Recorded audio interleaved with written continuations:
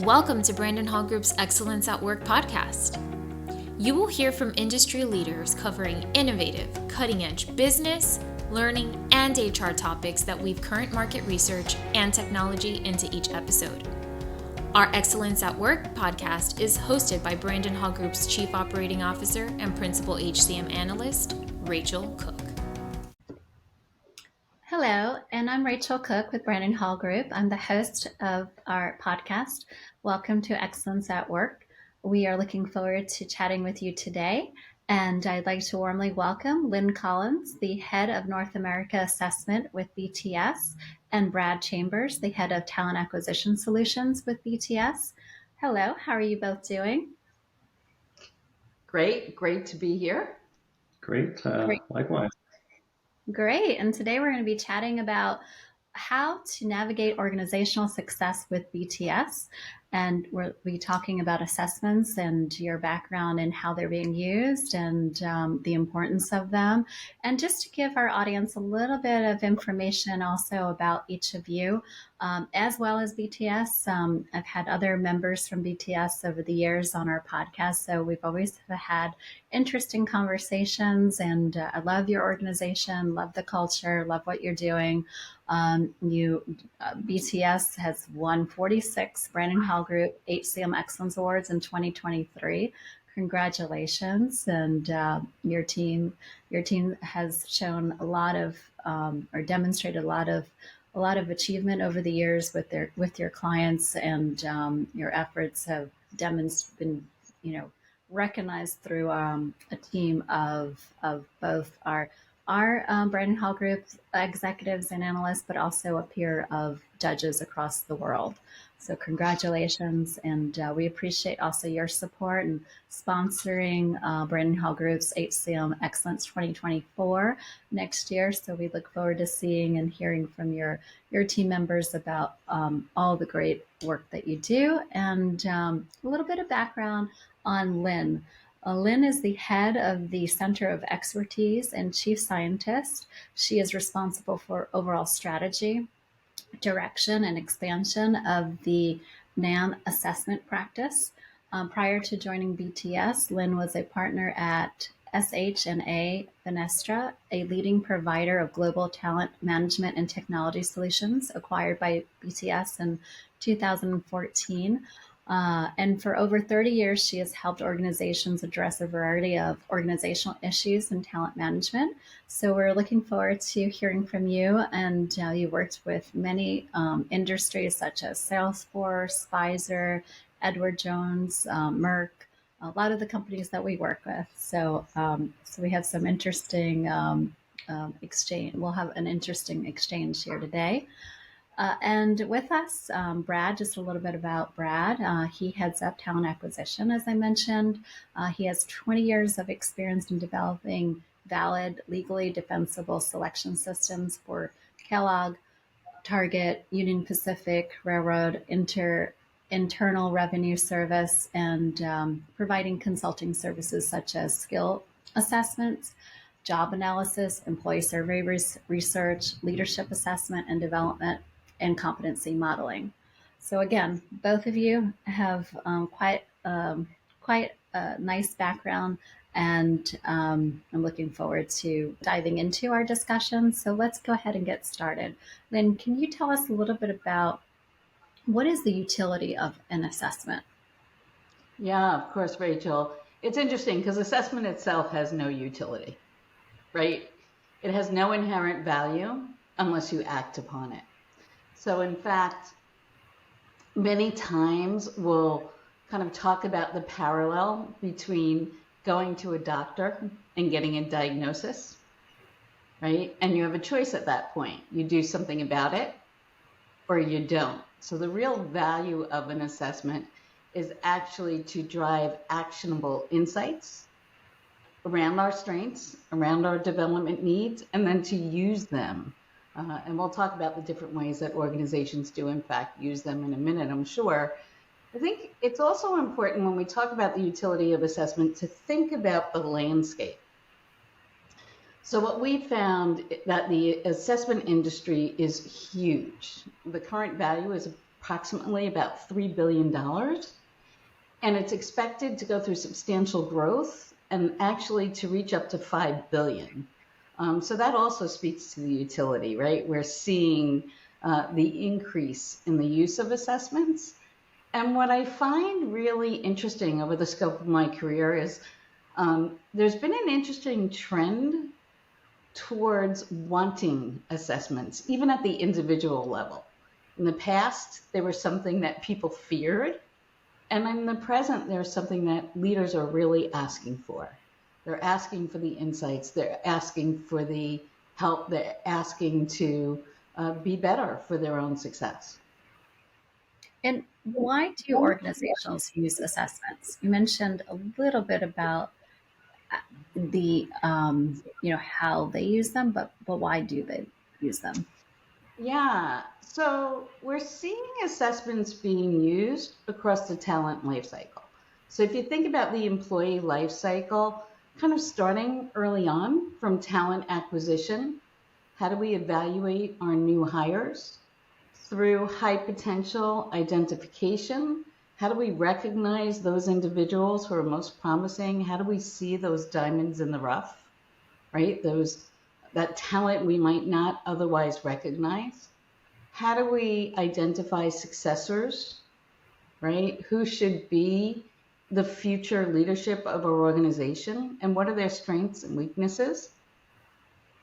And who's ready, right? One of those promotion readiness decisions. When are they going to be made? What is the right time for that readiness?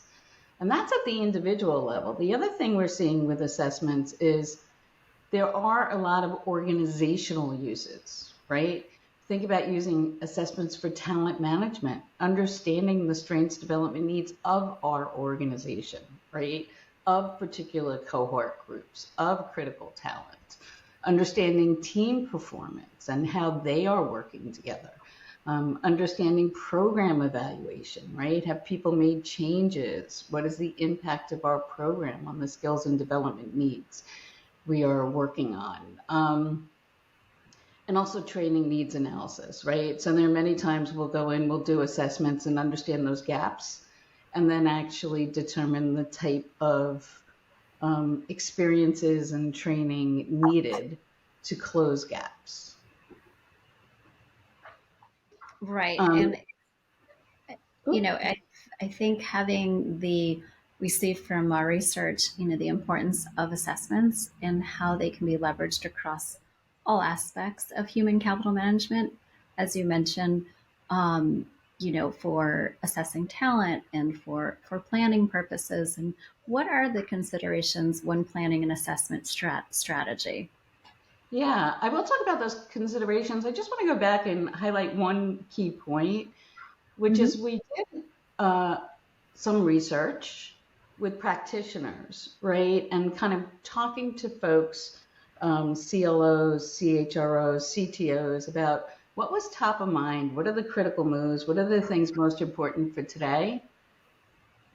And what became so apparent is if we look at those critical moves, many of them are dependent on assessment, right? So things like unlocking frontline leader capabilities. We have to understand what those capabilities are.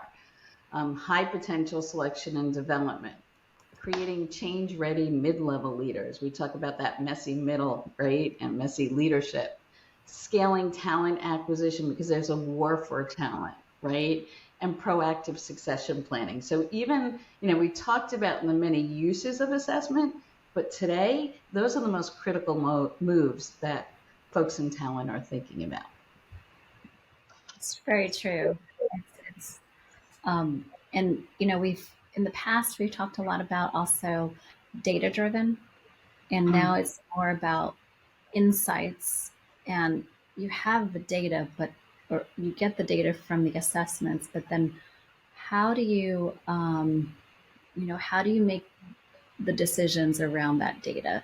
And you need to, and then especially with AI and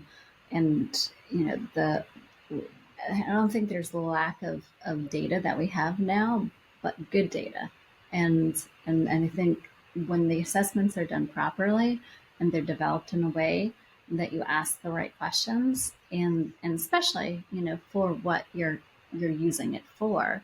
And so you've highlighted the importance of the use of simulations and behavior observation. Why is behavior observation so important?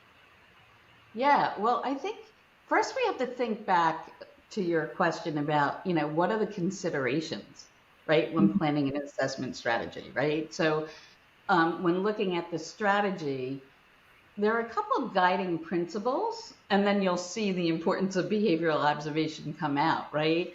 So first of all, when planning an assessment strategy, you have to make sure that that strategy is in sync with both the business goals and your cultural aspirations, right? We know that strategy and culture are mutually reinforcing, and your assessment should be supporting, right, those intentions.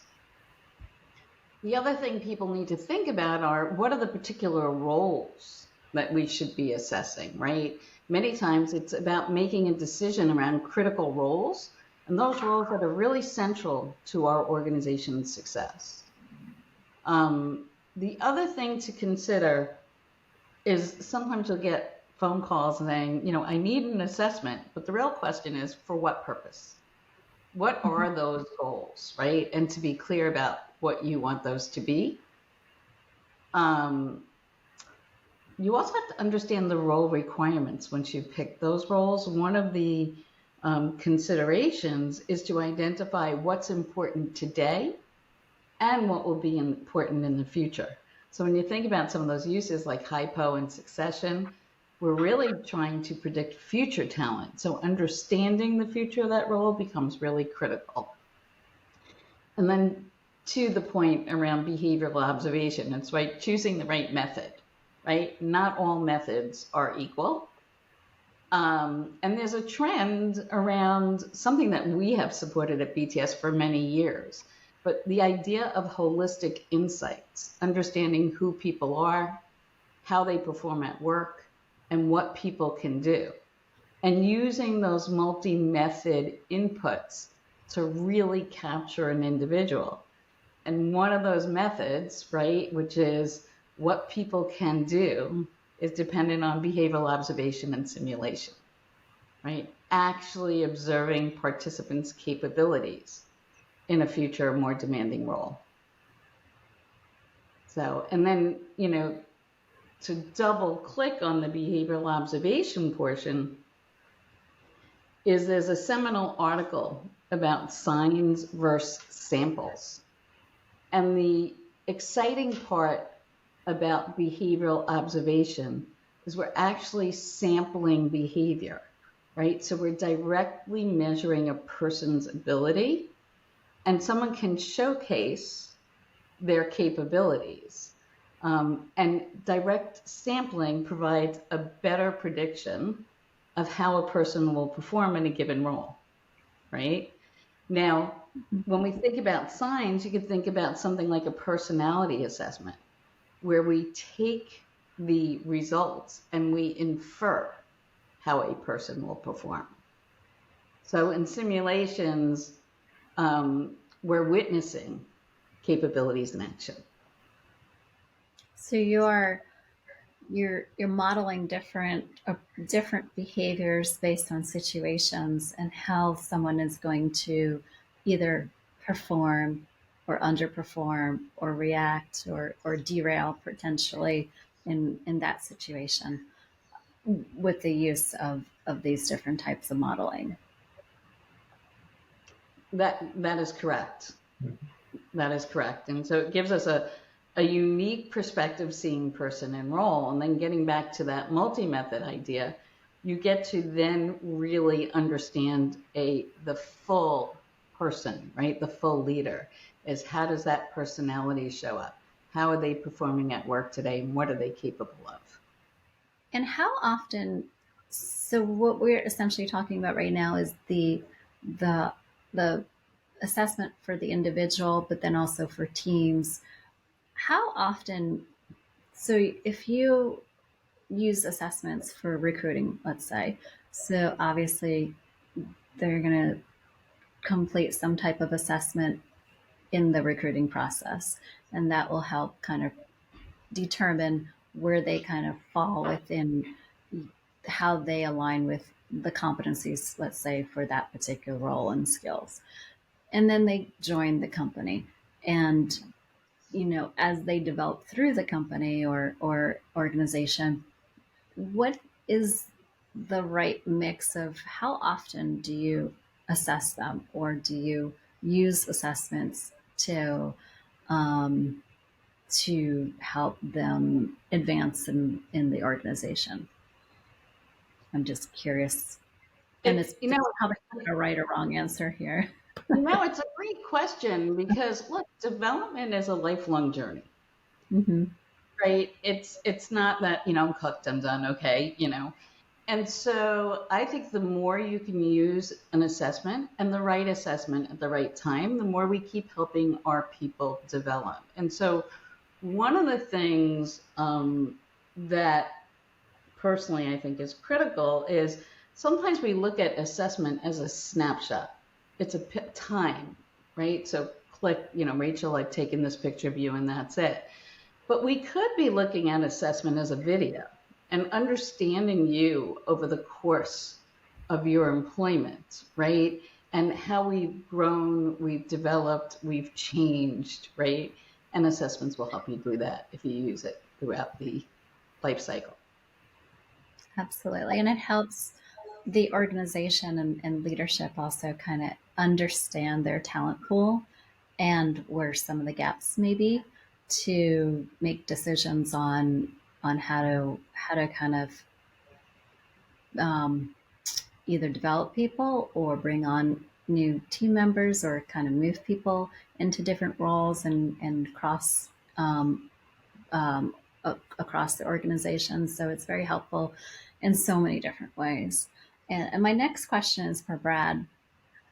Can you, we've talked about the power of using assessments that are contextualized and personalized to the organization and the role.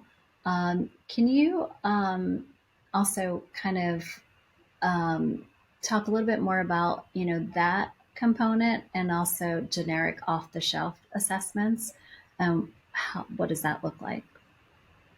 Yeah, absolutely. I think, and this is a pretty common question that we get with clients is, do we really need to go through the time and the effort and cost to develop something tailored, something that's customized to our environment, to our roles, or can't we just use an assessment that already exists, right? There are lots of personality assessments out there. There are lots of different assessments for different purposes. And the short answer is, sure, you could use those, right? And they could do a decent job.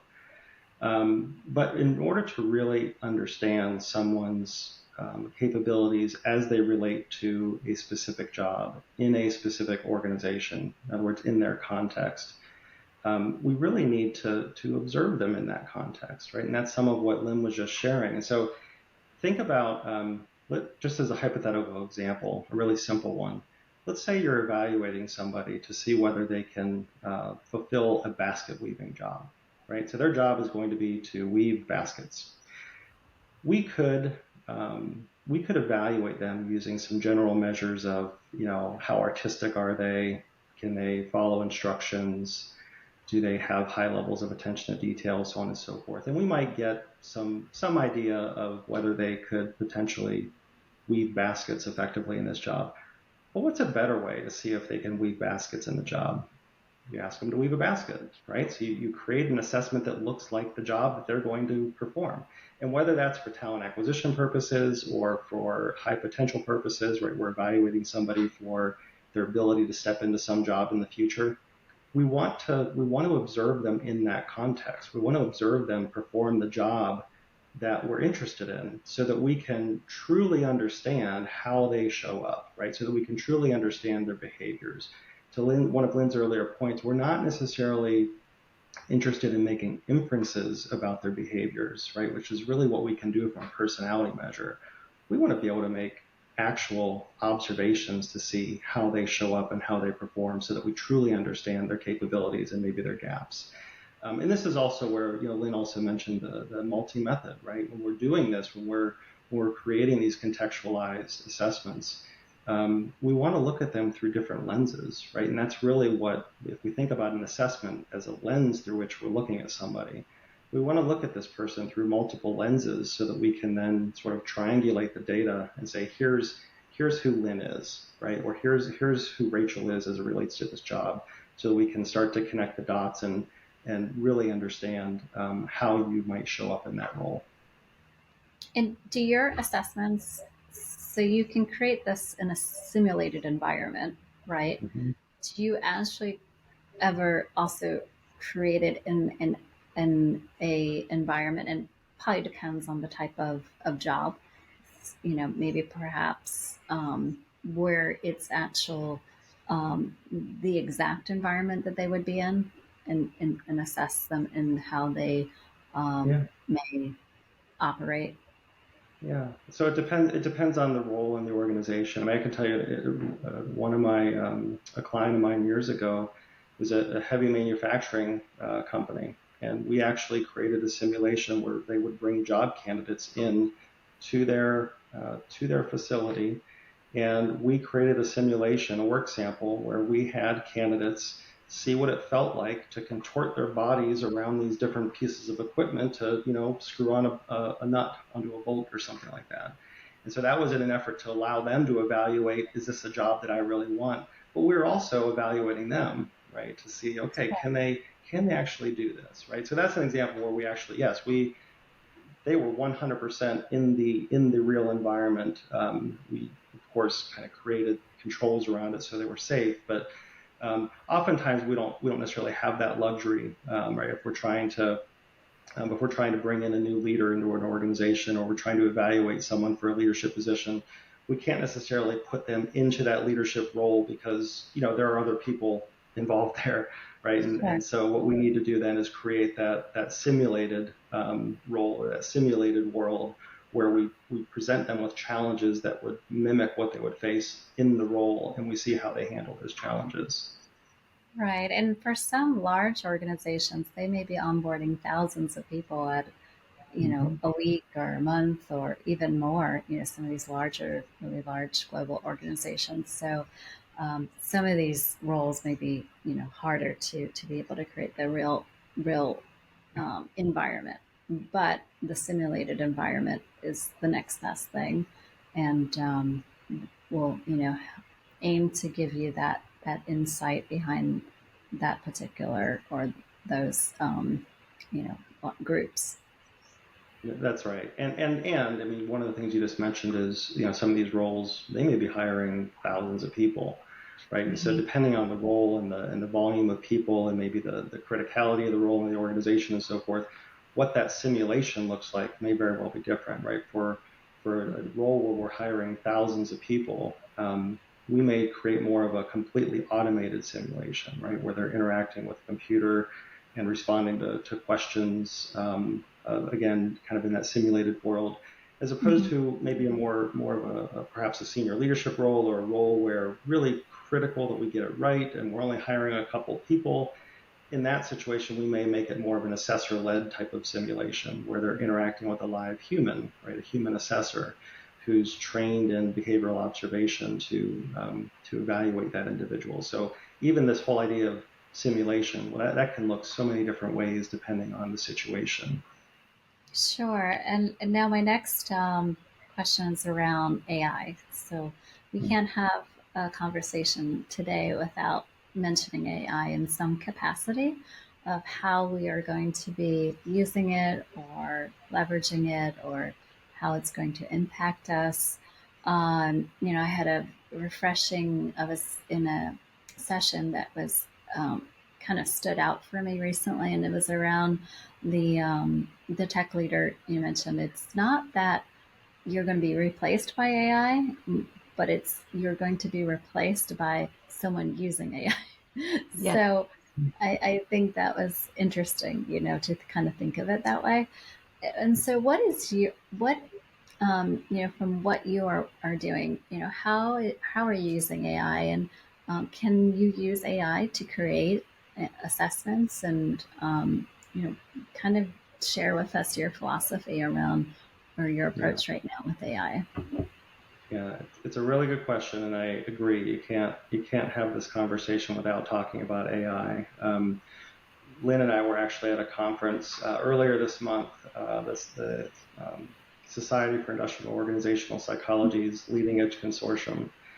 This is a conference they have every year, and the focus this year was on assessment, and 2019 the focus was also on assessment.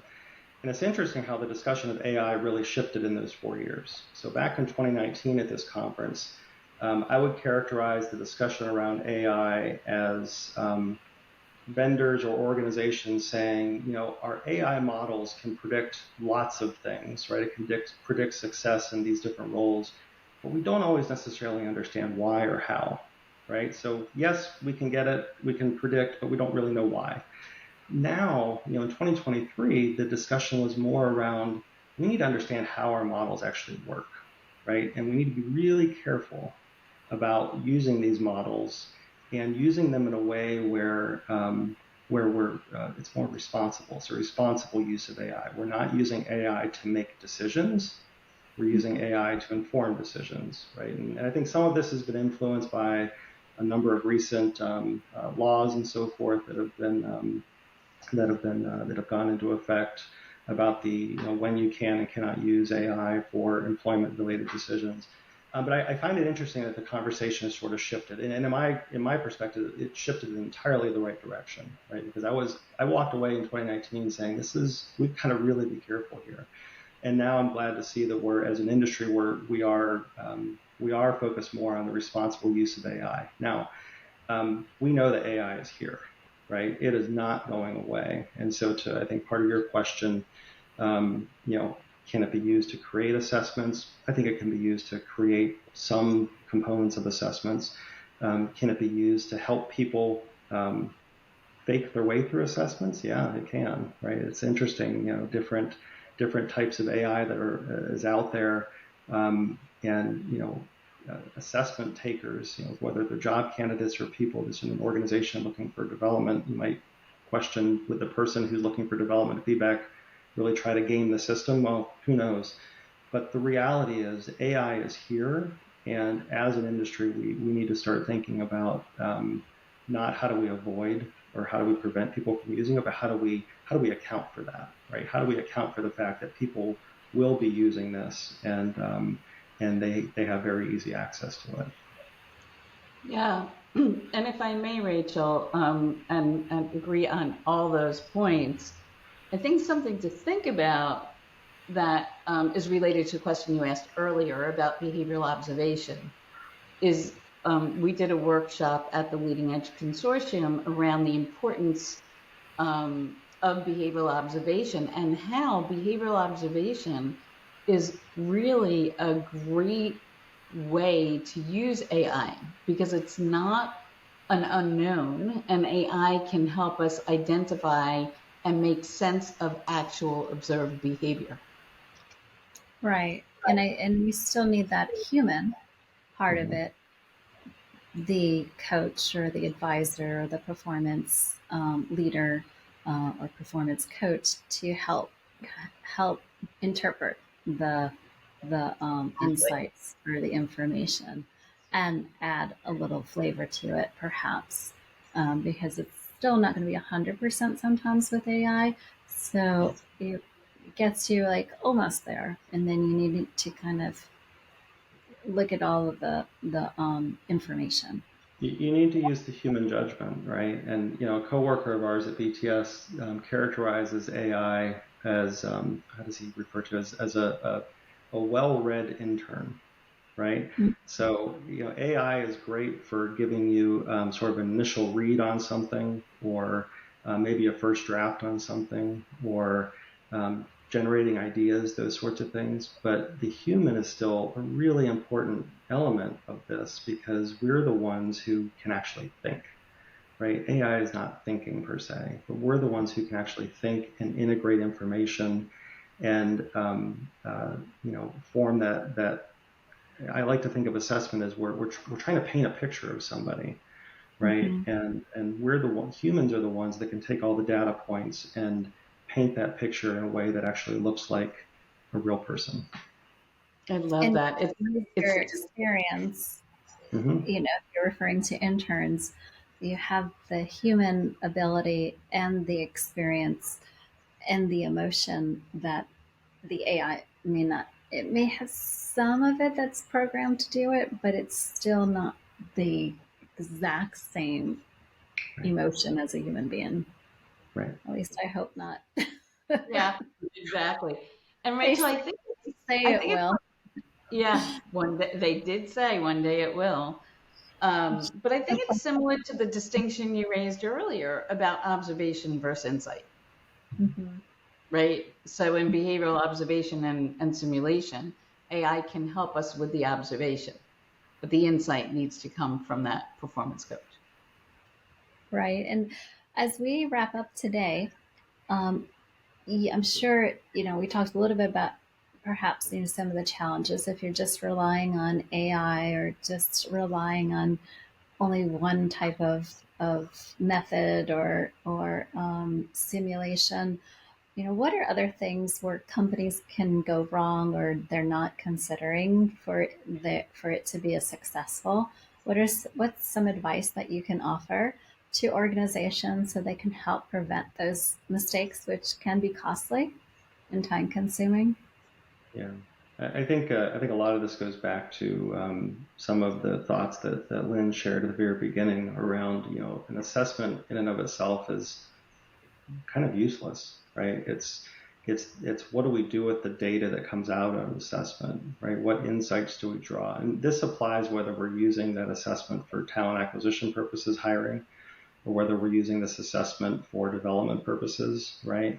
If we don't use the data, or if we discount the data, or if we ignore all sorts of other data that we might have, right? In other words, we're just maybe letting the assessment drive a decision, right? We've got to think about how we're using the data and doing so in a meaningful way where we're integrating it with other information we know, and we're using that to make informed decisions. Whether those decisions are about who to hire, who to promote, or about where do I need to develop my capabilities, we've got to use the data in a way that's useful. And so, and then that also has implications for the strategy and what assessments we're even using, right? So what insights do we ultimately want to be able to draw at the end of the day, and what tool then is going to be able to help us generate those insights in the best way? So I think kind of tying things together, it's being really mindful about the approach we're taking around why we're using assessments, what assessments are we using, how are we using the data, how are we using that to then inform decisions and that sort of thing. That's very helpful. And when you break it down like that and think about it in that way, and, to be as in some ways, think of it in a broad way, and how can it be leveraged across multi-facets of what you are doing in a company, and then how do you become a little bit more granular and more concise. Hmm. But again, for those that are listening and joining us, assessments can be very powerful and useful, but make sure to consider all of the information and steps involved, so that you're not wasting your time and that you're optimizing your resources to the best that you can. Right. Thank you, Brad, and thank you, Lynn, for your topics or your insight around our topic today.